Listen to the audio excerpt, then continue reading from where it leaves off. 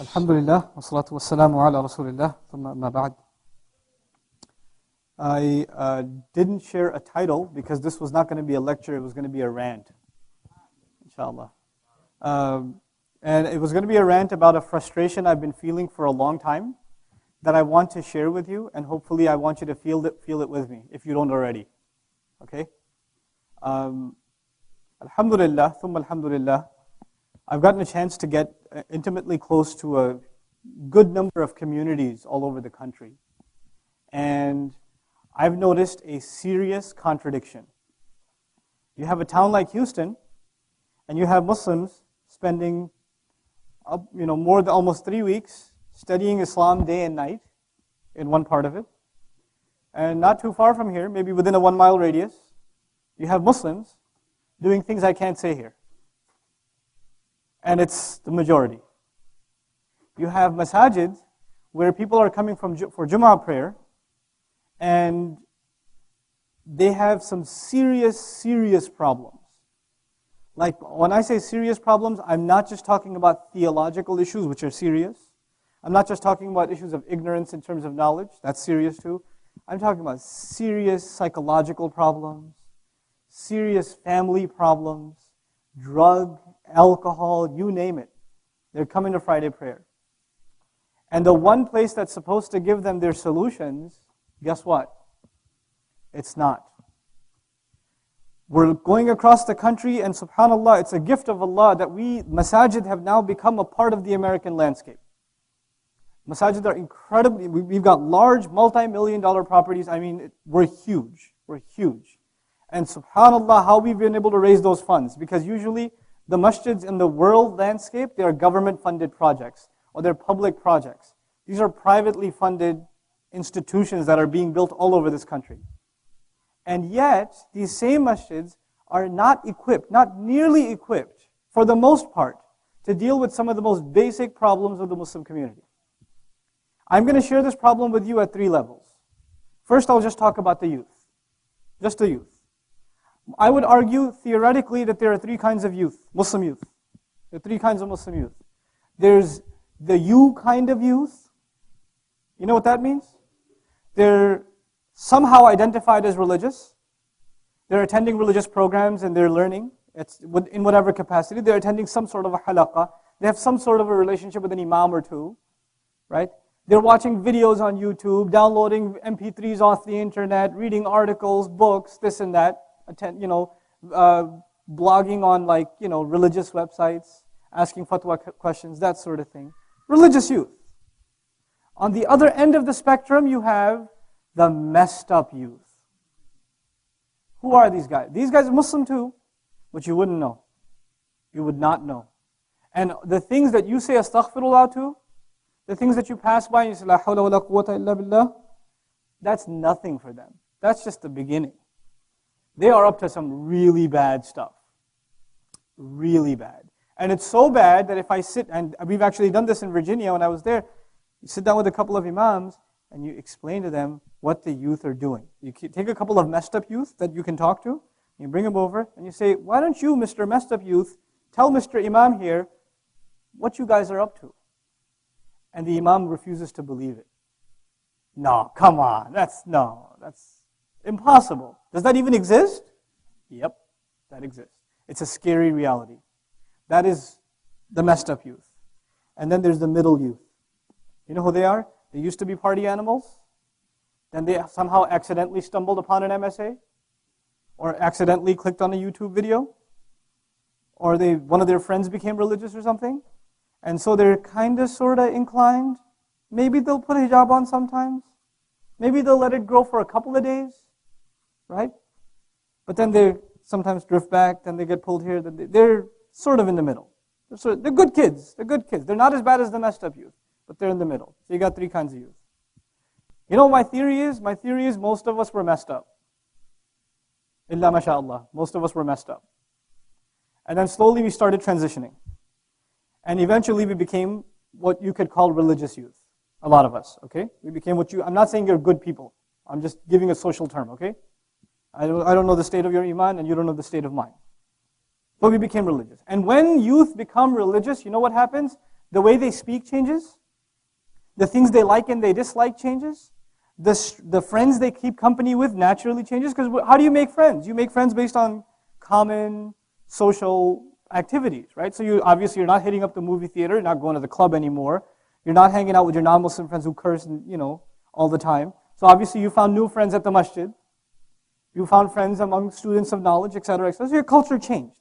Your culture went through a paradigm shift. And this change, you know who started noticing this change in you? Your family. We'll talk about that a little later. When a lot of you went through this change, your family started noticing that you're going through a change. For a lot of you, this is a reality. But then for others, you got cut off from your friends. You slowly got drifted away completely from your friends. Now tell me, if I was to put percentages on this, what percent of the youth do you think are religious? Just throw a number out there. You're very generous. I'd give a fraction of a percent. I'd give a fraction of a percent to religious youth. I'd say about 10, 20% at the most would be the kind of sort of convention youth, right? Those youth. And then I would say probably the vast majority of Muslim kids, Muslim youth, are messed up.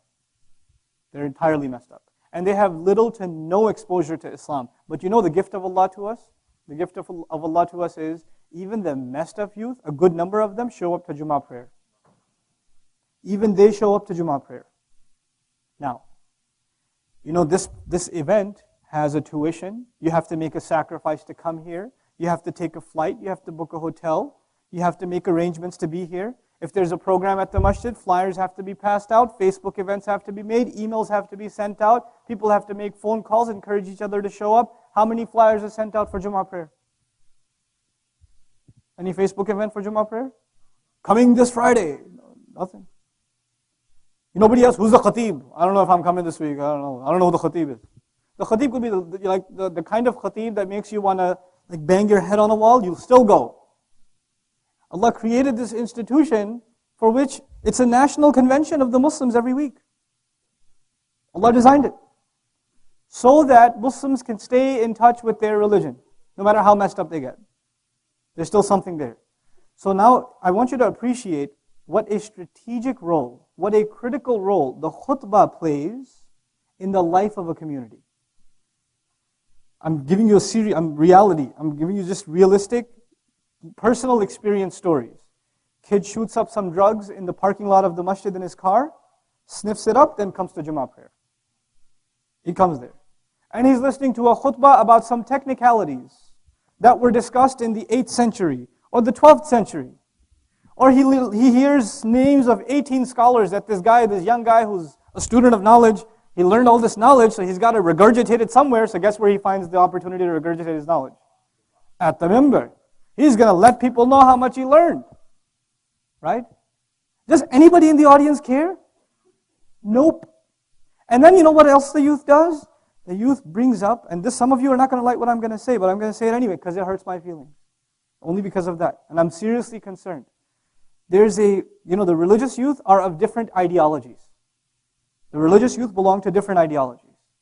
And because we're youth, and before we were youth, it was this gang versus that gang, Lakers versus Knicks or whatever back in the day, Bulls versus whatever, Spurs. But after Islam, after you became religious, guess what it became? This school versus that school. This theological understanding versus that theological understanding. This many tarawih versus that many tarawih. This masjid versus that masjid, this imam versus that imam, etc., etc. This speaker versus that speaker. Don't listen to that guy, he'll send you to hell. Don't listen to that guy, he'll send you to hell. Oh man, you listen to that guy? Oh, you're going to hell too? Okay, then I don't want to talk to you anymore. We created this. Not based on knowledge, most of it. Most of it is based on just immature rhetoric. Immature garbage. So we brought this where? The tragedy is we brought this immature nonsense to the minbar. We brought it to the minbar. So, in essence, I went to business school, so I'm thinking of it from a marketing business point of view, okay? Here we are, a fraction of a percent, debating and fighting each other over territory over how much of the Muslims? That fraction of that 1%, while the rest of them can forget, who cares? Who cares about them? I don't even care. We have forgotten that they even exist. Our debates, our blogs, our discourse is relevant to a small minority. You should be grateful that you're even having that discussion. The vast majority of people are gone. They are out there. I give the Divine Speech seminar, and it's open to Muslims and non-Muslims. So a few non-Muslims have attended also. The one I gave in Tampa, Florida, this youth came up to me at the end. And the first night is just the beauty of Surah Al-Fatiha. It's a little bit technical, but most of it is pretty straightforward. He came up to me at the end. He said, I haven't been in the masjid for 6 months. One of my friends told me to come because there's free food tonight. He came up to me and told me. And then he pulled me to the side and he told me he's 17 years old, Muslim kid. He's into martial arts, a well-built kind of guy. And he's done things in his life that you wouldn't want to know about. He's already done them. I said, how do I change myself? I'm addicted already. How do I get rid of this stuff? And why is he asking me? I don't live there. I'm just coming to visit. Who should he be asking this question? Who should be there for him? Imam of the masjid. The youth group of the masjid. The knowledgeable kid. The youths. You guys. What's your job? You're the ambassadors of Islam. That's what you are. Now, the warning label I present to you is what you learn at an advanced level, like even the lecture on Balagha, what you learn at an intermediate advanced level is not there that you regurgitate it to the masses. That's a mistake. People, the reason that you can't give that to people, if they were ready for that, they would have been here. They're not ready for that. They need something much more basic. You need to water it down. You need to keep the message simple. On the one hand, our religion is so sophisticated, and it's so intellectual, and it's so deep, and you guys appreciate that. You've been studying deen. But on the other hand, if you just start reading Quran, and you read what the messengers say to the people, on another level, isn't it so simple? فَاتَّقُوا اللَّهَ وَأَطِيعُونَ. Have taqwa of Allah, follow me. Simple. They're keeping it simple. Fear the fire. Nothing complicated. You can get into a discussion about what are the features of the fire. Right? And you can write a 50-page thesis on the hellfire or the features of paradise. But a farmer doesn't need a thesis. All he needs to hear is, man, I want to go to paradise. I don't want to go to hellfire. You keep it simple too. What have we done? We've done this injustice to our own. Number one, we've done this injustice to our own. Now here's a strategic plan of action. Brothers and sisters, please listen to this carefully, inshallah. And make up your own strategy. This is just some things that are rattling around in my mind. The religious youth, once they become religious, they create a certain kind of language and culture which automatically cuts themselves off from the not-so-religious youth. And especially cuts themselves off from who? What's that third category? The messed up youth. Completely cuts themselves off. Okay? Who's supposed to reach them? On the one hand, we talk about da'wah to Islam, bringing new Muslims in, which is an obligation. On the other hand, our own are leaving by the floodgates. They're becoming religious by the trickles, and they're leaving by the whole faucet is open. They're gushing out. So it's counterproductive to not be concerned with the loss of our own. With the loss of our own. Now, how do we do this? How do we do this? First and foremost, don't expect the people to come to you. You have to go to the people. You have to do that. You have to start thinking like that. And you know where the people are? Let me tell you where the people are. They're not in nice places. They're at the shisha place. They're at the pool place. They're playing at the ballpark where the guys use foul language all the time. Right? They're at those places. I'm not saying you become one of them, but you know what? Those are the members of this ummah. And when they said, La ilaha illallah at any point in their life, they become more beloved to me than what blood makes, the connection that I'm formed with blood. This is thicker than blood. We are concerned about them. We love them for the sake of Allah. We start thinking in terms of amr bil ma'ruf and nahi anil munkar. We start bashing and cursing the Muslims who sell alcohol or who own the haram businesses or that do haram things on the internet, etc., etc. Did anybody stop to think, maybe I should try and save this person? What if this person was your brother? What if this person was your neighbor? What if it was your best friend? Would you just hate on them just like that? Right? We don't have love for this ummah. We're too quick to pass judgment on them. We have to, find a way to start pulling them in slowly. Pulling them, and you can't do that until you treat people like human beings. You can't do that. If you treat them like evildoers, or just, this labeled fasiq or, deviant or Whatever else, their aqidah is messed up, forget them. No, no, no, no, no. These are the assets of this ummah. Allah gave them the blessing of La ilaha illallah because Allah sees something in them. And Allah gave us whatever He gave us, whatever concern He gave us, because He expects us to do something with it. He expects something out of us. So this is the first thing I want to, at least, there should be a discussion in your circles. I can't give you the answers, I can at least give you the problem. In your own circles, there needs to be a discussion. How do we reach out to these youth? How do we work with them? I'll give you a couple of interesting stories. There was a youth group, I won't mention where it was, that had messed up kids too. Because they used to play basketball, and they used to go out and hang out later on, eat at the restaurant, nothing religious for a while. And the guy running the youth group was very religious. And I told them, just run the group, man. Just don't worry about teaching them anything. Just run the thing, right? And the masjid has a ball gym, a basketball gym. So they come in and they play ball, they're playing late at night, they're using filthy language in the masjid gym. If an uncle sees it, especially a desi uncle, what's going to happen? Oh, forget about it. Yeah, so he's like, get out of here, and don't come back. Hey, what kind of masjid? Right? Now, tell me this guy with tattoos all over his body, rings in places you wouldn't want, playing basketball, you curse him out, where's he going to go? What's the next step? If he's not here, he's at the club. He's somewhere else. At least he's here. At least he'll hear the adhan for Maghrib. Maybe he might even join us for Salat one day in a few weeks. Maybe. But somebody has to treat this person like what first? A person, a human being. Someone worth, saving. Or at least that they should be given the message in a decent fashion. That they deserve that much. Now, I'll give you another example, just what's going on at the masajid. Ramadan 2 years ago. A guy, totally drunk. I mean, this guy is drunk. Muslim guy, walks into the masjid during Taraweeh prayer. Can't even stand straight. Guess what happens next? They kick him out.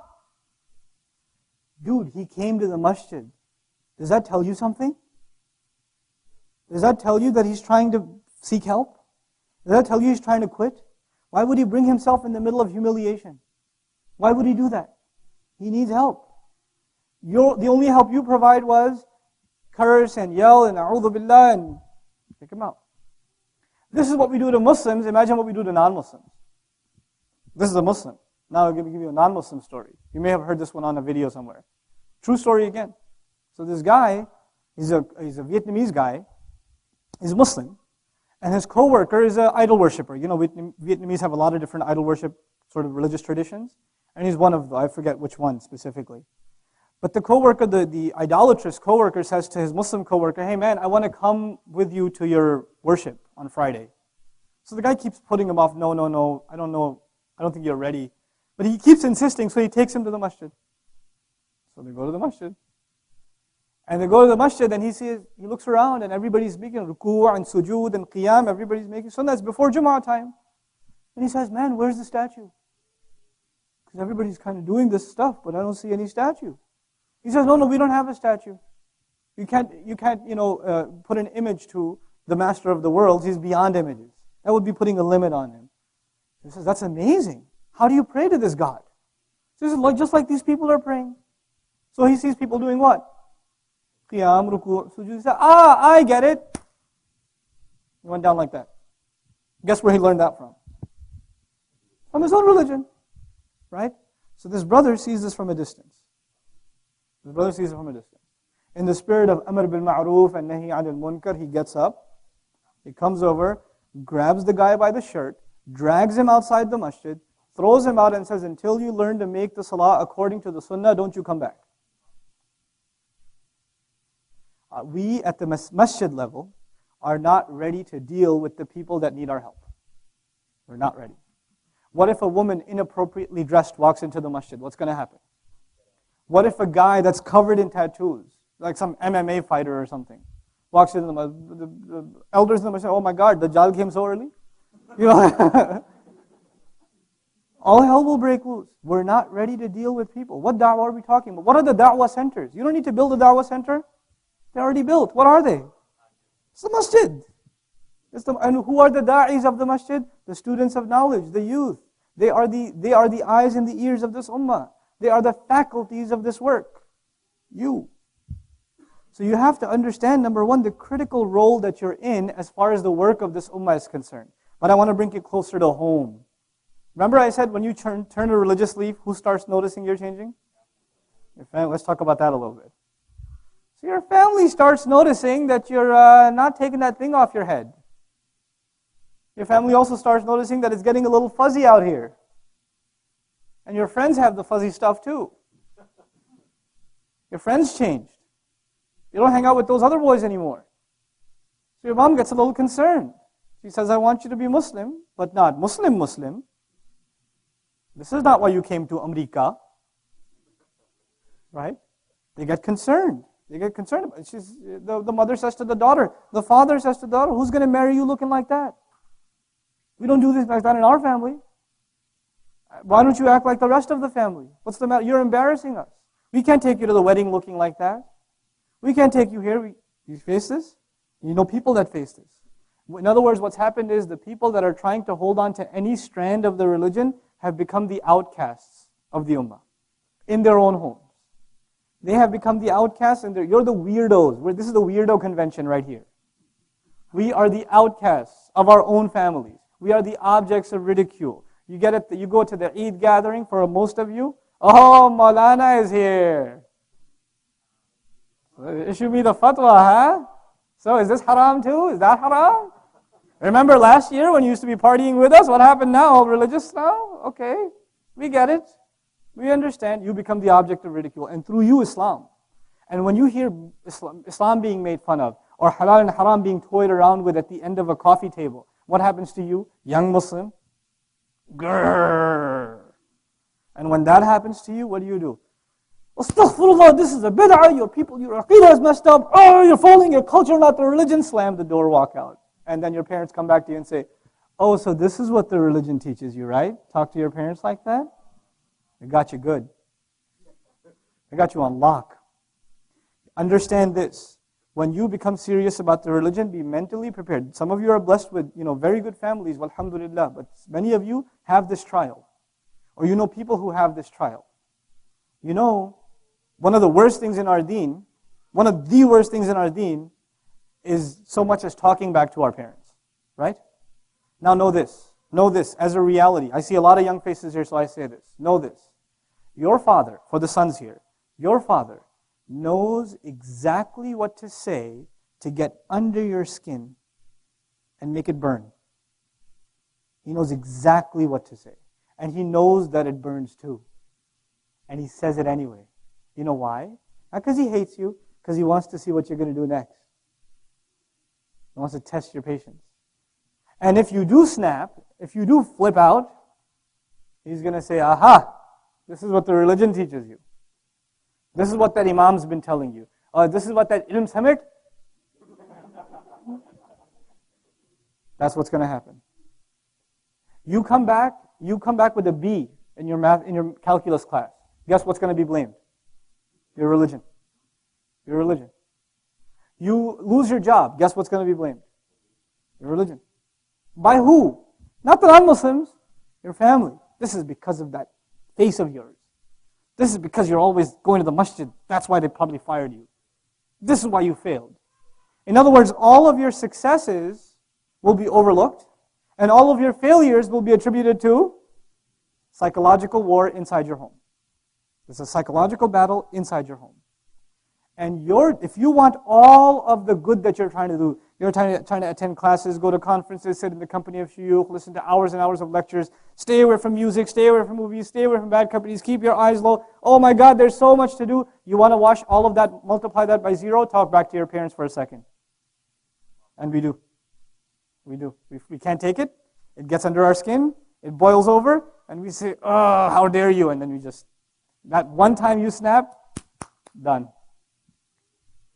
There's a reason that Allah Azza wa Jal puts, the gratefulness to them at such a high regard.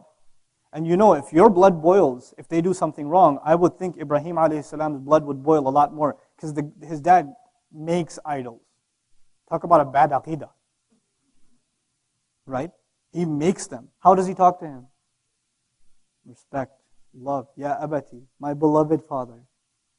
He's kicking him out of the house. He says, I make dua for you. I'll ask my master to forgive you. As he's getting kicked out of the house. Not fine. I'm on the sunnah. No. It's not the discourse. It's a different discourse. We have to learn. We have to learn to grow a thick skin. I'll tell you a personal story. You'll enjoy this story. My dad experimented with me. And my mom taught me. She realized what he's doing. And she said, listen, you need to understand to learn how to play the game. And then I was like, oh, I've been a dummy for so long. I didn't know. You know what my dad did? My dad loves to do this. He comes to me and says, I was listening to the Shia speaker. He's so good. And he makes a lot of good points. And he just goes on and on and on talking about the Shia guy and, how they have really good arguments and stuff. And I'm cringing, and like my face is turning colors. And then my mom told me how to play the game. So the next time he came up to me and said that, I said, yeah, I heard him. He's awesome.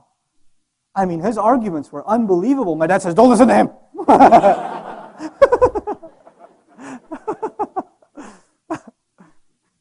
So I ended that conversation right there. But the idea is, know that your parents will psychologically test you. You think they don't understand? Man, they were changing your diapers. They understand you. They know what you're all about. They've sized you up. They have. Don't underestimate them. They don't get it. They don't understand my concerns about Islam. They do, please. They do. Relax. Learn to first develop the family relations. If you are studying the deen and you're destroying family relations at the same time, your priorities are somewhere they shouldn't be. You need to fix family ties. This is a fundamental of our religion.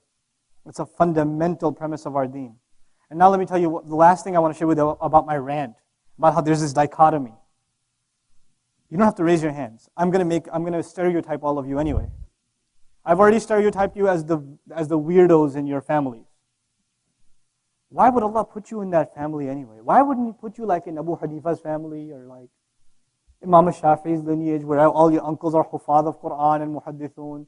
Why do you have a sister that's so nasty? Why do you have a brother that's, oh my God, I don't believe this guy? Why do you have cousins that are just completely on a different planet? If they were not family, you would have never met them. You would never even want to look at them. They're so different from you. And that's, to me, this is my deviant understanding, is exactly the point. Allah Azza wa Jal made us family with people so we could become Islam's ambassadors to them because nobody else was going to reach to them. Who was going to reach to them? We were. When I'm giving a speech to you guys, you're actually here to listen to me. Let me try giving the speech to my cousin. Let me try giving it to my uncle. Let me try giving it to my mother. How's it going to go? Acha boy. That's in Urdu. Or be quiet. Right? Get out of here. It's just you. Sheikh Yasir, his parents came, and I was really honored. He came and he told me that you came to see me. I was like, he didn't come to see you. He goes, it's just me. Right? Family is family. It's just family. So you will get overlooked. You may have a lot of respect. You're running the halaqah. You're the MSA president. You're the khatib. You're this, you're that. You're the qabila, the amir of the qabila. You're the guy that went to Ilm Summit from the community, but you're nothing in the family. You're nothing. Get used to that. Make da'i as a nothing. Make da'wah as a nothing, rather. Learn to take the hits. Learn to take the insults and live with them. Pull people out slowly. Change their behavior towards you. Be the best to your family, and that is the da'wah of Islam. They don't need your speech. They don't need the notes from this class. They don't need the notes from the entire summit. Your family doesn't care for them. They don't. You know what they need? They need you to go home without asking. You vacuum the house for your parents. You do the groceries. You buy your mom some flowers. You do stuff without even asking. Your dad always wants you to get better grades. You focus on that one class to show your daddy you got those better grades. Not for the grades, but for your father, because making your father happy will serve your deen in the end. Think long term. Think long term. Start thinking about the relationship with your family. I've noticed too often, young Muslims that are serious about religious learning are overlooking family obligations. They're overlooking family obligations. And this is the bigger problem. And the second tier problem is that they're becoming self-righteous without realizing it. What does that mean? They see other Muslims that are in the rut. They see other Muslims that are in the haram. And they assume somehow that they are what? They're better, or at least they're not doing that. Astaghfirullah, I wouldn't associate with those people. Where were you 2 years ago? Were you not there? Who pulled you out, right? Who pulled you out? Allah Azza wa Jal mentions this in the Quran. The ayat of the journey of this ummah. يَا أَيُّهَا الَّذِينَ آمَنُوا اتَّقُوا اللَّهَ حَقَّ تُقَاتِهِ وَلَا تَمُوتُنَّ إِلَّا وَأَنْتُمْ مُسْلِمُونَ. Taqwa was the first thing. You developed taqwa inside you that brought you to this concern about not dying unless you are what? Unless you're Muslims. And then what held you on to this taqwa was the next step. وَاعْتَصِمُوا بِحَبْلِ اللَّهِ جَمِيعًا. But then when you hold on to this rope, which is the book of Allah, what is the next instruction? وَلَا تَفَرَّقُوا. Don't divide among yourself. What did we make as an easy observation about religious youth? What happens when they get religious immediately? Division is the first thing that's associated with them. لَا تَفَرَّقُوا. وَاذْكُرُوا نِعْمَةَ اللَّهِ عَلَيْكُمْ. You know what should be the public discourse? Here's the ayah. Make mention of the favor of Allah upon you. Be positive. Make mention of the favor of Allah upon you. إِذْ كُنْتُمْ أَعْدَاءً فَأَلَّفَ بَيْنَ قُلُوبِكُمْ فَأَصْبَحْتُمْ بِنِعْمَتِهِ إِخْوَانًا وَكُنْتُمْ عَلَى شَفَا حُفْرَةٍ مِّنَ النَّارِ. You all were at the very edge of hell. That's where you were. فَأَنْقَذَكُمْ مِنْهَا. Then He rescued you from it. Allah rescued you. So Allah is the one who rescued you. So instead of looking down upon the next, find a way to rescue them. You know, last story I'll give you, and I'm done, inshallah ta'ala. One of my heroes in the country as far as da'wah is concerned, and real genuine concern. We should learn something from this brother, his brother Eddie from the Deen Show. He says corny things sometimes, and that's part of his deal, you know. It's all good though. But if you hang out with this guy, he is a da'wah machine. This guy is incredible. He is absolutely incredible. He doesn't see, oh man, what's this guy going to think? What's that guy going to think? I'm going to talk to them about Islam. He will talk to everyone. I mean, I was walking down the street with him, and there's this guy in a wheelchair, and we're just waiting, just standing there waiting to cross the street. He turns over, says, don't you think we should just worship one God? And the guy's like, yeah, of course. And he goes, yeah, that's what I'm saying. People just worry about themselves. They don't worry about the one who created them. Don't you think so? He goes, yeah, I do. And they just have a 5-minute conversation. And he says, here's my number. I want you to come over. By the way, this is Islam. This is when you really worship one God. Well, who of us would have the courage to just start a conversation? We're like, man, this guy's going to curse me out. He's going to stab me. If you're in New York, then, right? What else might happen? But subhanAllah, he doesn't see, what might happen. He sees that he has a message to deliver. Genuine concern. Genuinely concerned. His tenant, he's in a building, and his tenants are some of these guys that are they work out and stuff, and they do that jiu-jitsu stuff, right? That Brazilian jiu-jitsu, right? So there's non-Muslim guys, a lot of non-Muslim guys. A lot of them have become Muslim too. So this one guy, I was staying with him at the apartment, and this one guy, one of his tenants, he was about to go into his apartment, but his key got stuck. You know how sometimes your key gets stuck? A split second. He goes, hey, Mike, come here. I want to talk to you. Come inside. I got something for you. And he pulls him into the apartment where I'm staying. He says, you asked me, I told you about Islam that other day? He goes, yeah. Well, here's a guy you can ask everything you want. He put me on the spot. And this guy, the guy I was talking to, apparently he wanted to be an MMA fighter. Jacked up like this, literally tattoos everywhere, and he wants to know about Islam. Before passing judgment on who he is, just deliver the message. I know brothers that were skinheads. They got their tattoos in prison. They went to jail for killing black people, or allegedly killing them or something, or violating their rights, etc. in the most horrendous ways. And when they got released and took Islam, now he has an African American wife, 8 kids. Right? SubhanAllah. Don't pass judgment. Don't pass judgment. Don't pass judgment. This is the number one problem we're having. Undermine that discourse. Make that discussion about the ideological clash, make it irrelevant. There are bigger fish to fry. We got bigger problems. There's a serious reality outside we have to face in our family, among the youth of the Muslims, and then talk about the Muslims at large. May Allah Azza wa Jalla just give us a sense of perspective and concern for the rest of this ummah. May Allah Azza wa Jalla teach us how to use our knowledge wisely and to deliver the words of advice and of nasiha in the place that is appropriate. May Allah Azza wa Jal put barakah in our words, because in the end our words don't change people, Allah changes people. So may Allah Azza wa Jal put barakah in our words and reward us for the efforts that we make to serve His deen. Subhanakallahumma wa bihamdik. Nashhadu an la ilaha illa anta. Nastaghfiruka wa natubu ilayk. Assalamu alaikum wa rahmatullah. Allahu Akbar. Questions? Is this questions or something? Comments? Shoes throwing? You had mentioned that Jummah is an institution for how Jummah is how we can reach the Mastabju. Yes, everybody. But for our families, is there any institution that's in place that we can use to? Yeah, for our families, the institution now has become YouTube. You know, for the women in the house and stuff, they need to get hooked on some of this stuff that's available now. And some of it's really, really good. Some of it is really, really good. You have to start finding, you know, there are some speakers that are academic, and there are other speakers that are just pure entertainment value, right? And the student of knowledge says, I didn't learn anything from his speech.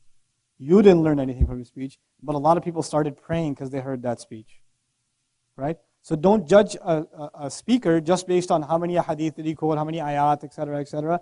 It's also about how did they impact people psychologically, right? Let me give you an example. I went to the ICNA convention a couple of years ago, and I was listening to Imam Siraj. You know, he's like a father figure to our community. May Allah preserve him and continue to give him shifa. You know, he's giving a speech, and his speech sometimes goes everywhere. Everywhere.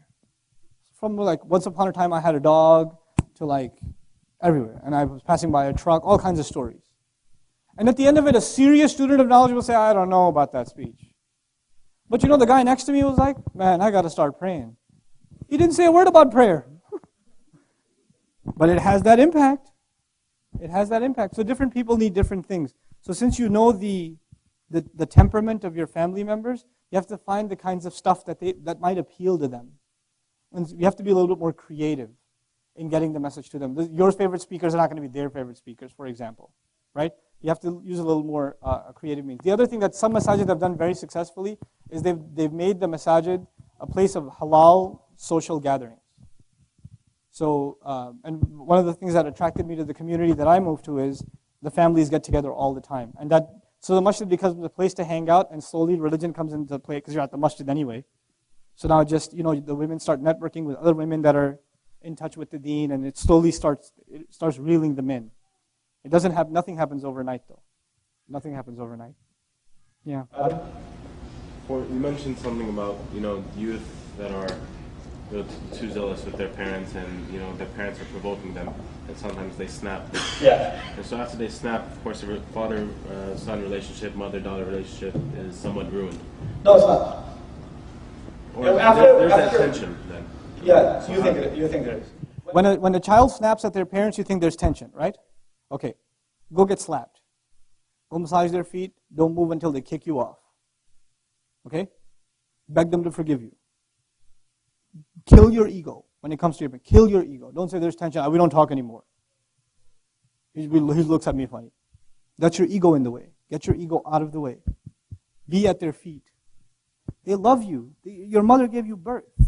Your dad held you in his arms. There's love there. It's your abruptness that caused that friction, but it's you turning back into that 2-year-old that will remove it immediately or over time. But you have to tear away at it. You have to crush your ego. They don't. Don't expect it from them. Don't expect them to give you an inch, but you have to give miles and miles and miles. You understand? It's a difficult journey. It requires thick, but this is a kind of jihad.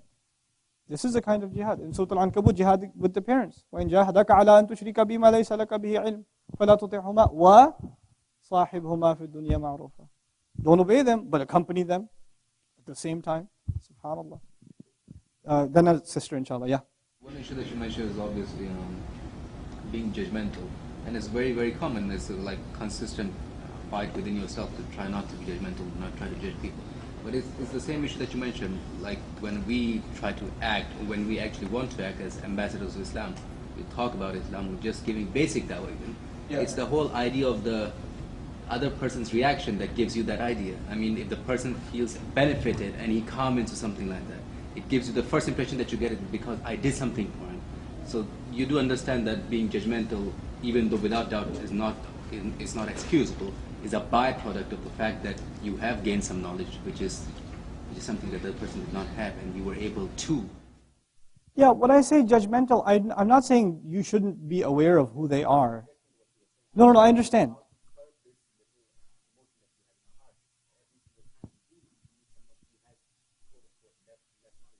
We do size them up, basically. We size people up. That's fine. But we don't judge what's in their heart. We don't judge their potential. It's okay to size somebody up and say, okay, this guy doesn't know much. I better talk to him this way, this way, this way.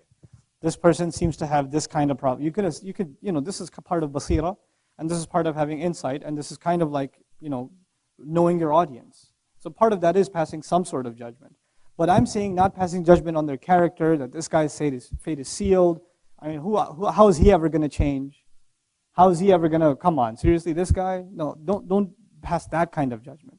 But yeah, in da'wah, you do have to be cognizant of the age of the person you're talking to, the temperament, their mode of speech. You have to take all these things into consideration before you speak. And that's exactly what we're talking about in eloquence. You need to psychologically assess your audience before you speak to them. You need to kind of have an understanding of where they're coming from before you address them, right? Sister side, any questions? It's all good? Yes, go ahead. Her and then you. Yes? When we were talking about the majority of Muslims are not even like the messed up group, Yeah. and we need to try to somehow figure out with them. I know you mentioned that you don't have the solution to like how to reach out to them, but I think I know in our community that's always been a major concern because. Well, there are some things you can start doing. How would you actually where do you find them? I mean, if they're going to be at the book of art, are we going to go there and how do you attract them? How do you? First of all, you need to have amazing youth groups. Amazing youth groups. I love YM. I really do. I love these guys. I love any youth group. I don't mind Mina, Mass, Youth, YM, MSA, whatever. It's something. It's something, for God's sake. You can whine about it and say, this is their problem, this is their problem, this is what. Man, it's something. We don't have an endless amount of resources. At least we got something, right? But the thing that I loved about YM in particular was they had guys that were in gangs coming to YM meetings and playing ball or whatever. First of all, every masjid, the biggest investment to me for teenagers, ball court. Have a baller ball court. You better have it. You better have ping pong tables for the uncles really. And the fact that we're playing tells you we're getting uncled, okay? But you need a nice basketball court. You need a sisters' lounge, a place where sisters can hang out. Some of the Muslims lose their way most in suburban towns. In big cities, Muslim population is big, a lot of Muslims in college, a lot of Muslims in high school. You kind of sort of, even though you're messed up, there's still places, avenues you can find a social outlet. Like in Houston, there's a lot of Muslim youth hanging out, right? But in Birmingham, Alabama, where are you going to go to hang out? Right? IHOP? Where are you going to go? Right? So what did they do? They did something really smart at the masjid there. They made a sister's lounge, a brother's lounge, and it's just a place to chill. It's like they're a Starbucks inside the masjid or something. It's not a Starbucks. Don't pass fatwa, okay? They're just hanging out there. They're doing homework there. They're discussing there. They're socializing at the masjid. Sisters among themselves, brothers among themselves. They found an acceptable outlet to get together. And when they're there, the adhan is called. They make salat too, right? But we need to create these alternatives. And if they're not there, we need to produce them. And if, you don't have to solve the problems of hundreds of thousands of youth. 3 or 4 kids that are messed up, you need to start hanging out with them a little bit. Maybe part of your Islamic work is that you take them out to dinner every once a week. You don't discuss Islam with them for 6 months, it's okay. Build a bond with them first. Build a connection with them first. Then maybe bring up a hadith or two. Or maybe slip in a salah at the masjid. Right? It takes time. You're dealing with people. They're not robots. You don't say, this is fard. Okay, and they start praying. It doesn't work like that. People take time in curbing their behavior, but you have to build a bond with them first. And that requires a lot of patience. It requires a lot of patience. Think about the work of the Messenger of Allah sallallahu alaihi wasallam. Think about the work of Nuh alayhi salam. It's not like he's talking to a different audience for 950 years. Who's he talking to? Same bunch. Same bunch. You try giving da'wah to somebody, they get annoyed with you in 45 minutes, they get annoyed with you, then you come back to the same guy and annoy him again, and then the same guy, and you do it for a week. Can you imagine trying to do that? What the attitude of that person would become towards you? Can you just imagine? The messengers, alayhim salam, go back to the same people over and over and over and over. And who did they go back to first? Who was the messenger commanded to warn first? أَنذِرْ عَشِيرَتَكَ الْأَقْرَبِينَ. Right? Warn the closest of your family. That's who we are obliged to warn. Those are the people that we owe our da'wah to first. First. So, develop that concern, inshallah ta'ala. There's a sister in the back, and then I'll come to you. Yeah. Some of the things that encourage is people, try to connect with you, but there are some people who way too far connected. For instance, I've had a younger sister who was practicing come to me, and she was so annoyed because another sister asked, what do you think about the hijab? And the person answered in a way that led the other person to think that really the hijab wasn't Bible. So one of the things that I think that's another problem with a lot of people. Just to reel them in, we sort of water it down for them? Yeah, that's a real problem. Draw the line, where can we be identified, but at the same time? Yeah, we should.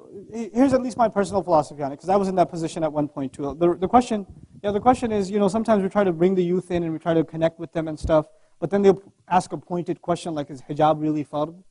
And you think in your head, well, if I tell this girl it's fard, then she might never come back, right? Or this brother, if he says, Imam, salah is fard 5 times, right? Then he might forget me and just go away, right? And out of that fear, you don't share that with them. Well, we are asked, we speak the truth. You can't shy away from the truth. But the way you quote the truth is with taqwa. This is Allah's methodology in the Quran. Right? When He doesn't just tell you to obey Him, what does He wrap the ayat of obedience with? Taqwa. Look at Surah An-Nisa. Ayat of inheritance, where did they begin? Ya ayyuhan nas, ittaqu rabbakum. Look at the ayat of divorce in Surah Al-Baqarah. Right? What keeps happening at the end of every ayah? Wattaqullah, wa'alamu anna Allah ya'lamu ma fi anfusikum, fahdharuhu. Right? Be fearful, be in awe of Allah. So this idea of developing taqwa in people, why should you want to wear hijab anyway? Just take it back to the root every time. Don't just answer with a yes or a no. Make it an opportunity for advice, right? That's what they really need. They need heartfelt, sincerely felt advice. A lot of times people that are disconnected from the religion want to turn the religious discussion into what is halal and what is haram, and that's it. Right? And they want to make that debate out of it. I don't think it's that bad. I don't think that, and they bring it to you from an ethical point of view, other points of view. When you get questions like that, you need to redirect them in what direction? The fundamental cause for the Muslim. You're not calling them to Iman because they have some of that already. You're calling them to taqwa. Fear Allah. Be cautious of Allah. You find a way of instilling that fear and that awe of Allah. He's done so much for us. What should we do for Him? What do you think? So you put it in a psychological way. You don't necessarily try to intellectualize the issue. You try to put it in a sort of a heartfelt kind of a way. This is very important. Just how you speak to people, right? Because if you don't speak to them like that, it feels like you're trying to win an argument. And you'll never win that way. Even if you're right, you lose. Even if you win the argument, you lose. Because they become antagonistic towards you. You had a question, I think. Okay. Yes. I know you kind of answered this, but how do you deal with those uncles who are trying to poke you? And the only thing they're interested in talking about is politics that they're not poking. Okay, the uncles that are trying to poke you, you should be the best of friends to them. I know uncles. I should have done a PhD in uncle psychology, okay? I know uncles. Uncles poke you because they get a kick out of irking you. You become their friend, they'll stop bothering you. You initiate the discussion. You don't walk away from them. Hey, come here, beta. Come here, I got to ask you something. No. You go to them. You ask them. You say, hey, want to go grab some chai after the salat? Chill out with the elders. And it'll break the ice. You have to initiate that. A lot of times youth are allergic to the elders. That's a problem. It's weird. Right? Have a youth group, but that doesn't mean you alienate yourself from the elders. Right? It's a big problem in our community that the two are at odds sometimes. They shouldn't be. It should be one cohesive whole. Right? Yes, I've been holding off on you. Yeah, I was just gonna say, Jazakallah khair, like this topic is way overdue. I really appreciate you addressing it to like the Jamaat here. Just a quick reminder myself is that the hadith where if you are used in Allah's guiding of someone is better than the world and everything in it. So whenever we get tired of doing dawah on one person, we don't seem like there's any progression going on. Just remember the hadith of if you are used to guide someone, it's literally better than everything. It may not be as fun as Usul Aqidah or heresiology or other subjects that someone from Harry Potter, but alhamdulillah, just remember that hadith, and motivate. So if you could elaborate on that, that'd be great. Yeah, I think you did an excellent job doing so. I think I should hand you the mic to repeat that. Really. Yes, please. You have to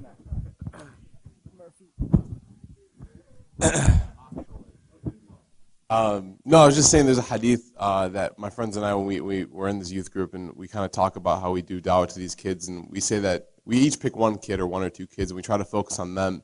We don't try to go for the home run and get 30 kids to come to Al-Maghrib. Alhamdulillah, we've had a lot of success, and one of our mantras, one of our main mottos is the hadith where Rasulullah tells us, sallallahu alaihi wasallam, that if you are used by Allah to guide one person, it is literally better than everything in the world, like the entire world and everything in it. And so, what I was saying was that it might be, not as fun as coming to Ilm Summit, having 2 weeks of jam-packed knowledge with all the shuyukh and everything, but remember the goal. Remember the end is that you're getting everything, you're getting something that's better than the world and everything in it, inshallah. So, Jazakallah khair to Sheikh Nouman, and sorry about that. Jazakallah khair, Ustad Nu'man Ali. And one of the things that really gives me a lot of optimism for the future is the amount of cooperation that we see for the first time between so many different du'at and so many different institutions. As you know, Nu'man Ali is not actually a part per se of Al-Maghrib. He started Al-Bayyinah.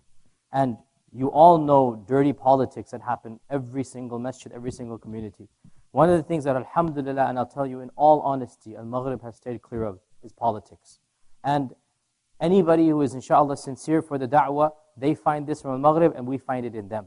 And Ustad Nu'man and ourselves, as you know, we formed a cooperation, we formed a very positive force for the ummah. He teaches what we don't teach, we teach what he doesn't teach. And it's something that alhamdulillah everybody benefits from. And this isn't just the first. Inshallah there are other mergers as well. We're talking about other groups, other organizations. And I think that it bodes well for the future. Alhamdulillah, it bodes well. That a group of dedicated du'at and scholars and activists and tajweed teachers and teachers of Arabic nahu and balagha and specialists in fiqh and aqidah. Alhamdulillah, do you guys not see the complementary nature of all of your instructors? I'm not a specialist in some fields, I'm a specialist in others. Yasir Bridge is a specialist in others, Sheikh Walid is others, Ustad Ali and others, Wissam and others, Uthman and others. The fact that we all come together, wallahi, I wish I had this opportunity when I was 17, 18, 19, and then I had gone to Medina, my level would have been something else. When I went to Medina, and he's an Arabic teacher, so he can relate to this, I didn't even know a fa'il from a maf'ul. I didn't know mansub from marfu' from majzoom, okay? I'm a student at Medina, I didn't even know the difference between nahu and sarf. I had no clue what these sciences were. How I wish that I had this platform so that when I had gone abroad, Allah knows where I would have been now. And the goal is you guys build on the shoulders of other people like I built upon those who I studied with, right? That's the goal, that we hope for every generation to come and to build upon what we have to offer. And it makes my heart melt to see all of these instructors and du'at and activists all come together, and we can be totally frank and say there are absolutely no politics that we have to hide. And I'll tell you, having worked with many organizations, there are lots of politics with many organizations. You all know this, with many masjids, many groups. Alhamdulillah, Sheikh Walid, Sheikh Yasir Burgess, Ustad Wissam, Ustad Nu'man, Sheikh Uthman, we're actually genuinely friends. We actually call each other and we actually have a good time when we get together. That's something very rare in an Islamic organization, much less 2, 3, 4 multiple Islamic organizations coming together. And wallahi, this is a blessing from Allah, and I think that the future, inshallah ta'ala, is bright, and I am very optimistic about the future.